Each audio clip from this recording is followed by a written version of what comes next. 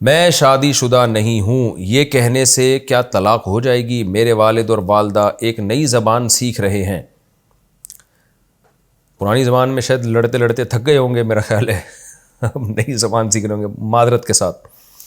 اس کی پریکٹس میں میری والدہ نے والد سے پوچھا کہ کیا آپ شادی شدہ ہیں؟ والد صاحب نے جواب دیا کہ میں شادی شدہ نہیں ہوں. اس سے طلاق تو واقع نہیں ہوگی. عادل صاحب آسٹریا سے. نہیں جی، اس سے کچھ بھی نہیں ہوتا. بلکہ سچی مچی میں بھی اگر شوہر بیوی کو کہہ دے کہ تو میری بیوی نہیں ہے تو اس سے مراد وہ جھوٹی بات کہلائے گی نا. بیوی تو ہے، آپ کیسے کہہ رہے ہیں بیوی نہیں ہے؟ تو یہ جھوٹا کلام کہلاتا ہے. اس سے ڈیورس نہیں ہوتی. ہاں، بلکہ اگر کوئی میں تمہیں طلاق دے رہا ہوں اس کو زبان سیکھنے کے لیے یہ لفظ دہرائے انگلش میں، تو اس سے بھی طلاق نہیں ہوتی. لیکن ایسے الفاظ دہرانے نہیں چاہیے.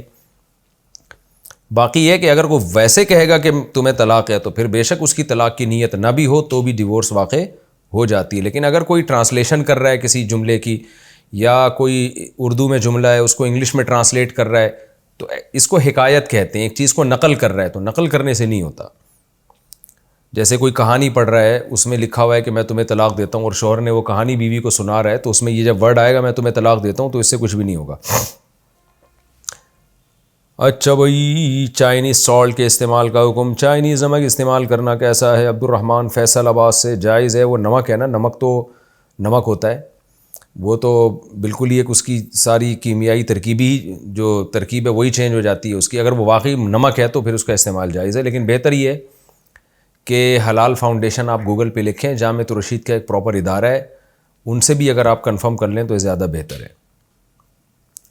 کیپسول والی دوا کھانا کیسا ہے؟ میڈیسن کے کیپسول کے بارے میں کہا جاتا ہے کہ جب تک اس کیپسول کے کور میں خنزیر کی چربی استعمال نہ کریں اس وقت تک کیپسول کا کور نہیں بن سکتا. تو کیا کیپسول والی دوا استعمال کرنا جائز ہوگا؟ ریاض احمد کشمیر سے.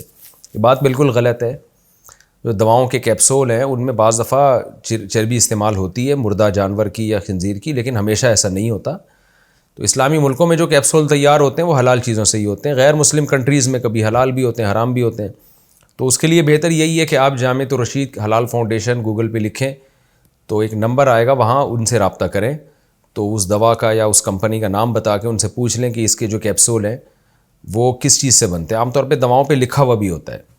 تو اگر ویجیٹیبل کے کسی یعنی اس سے بنائے جا رہے ہیں، اس کی کسی فیٹ سے بنائے جا رہے ہیں، آئل وغیرہ سے، تو پھر تو بالکل جائز ہے. اگر جانور سے بنائے جا رہے ہیں تو پھر احتیاط کریں.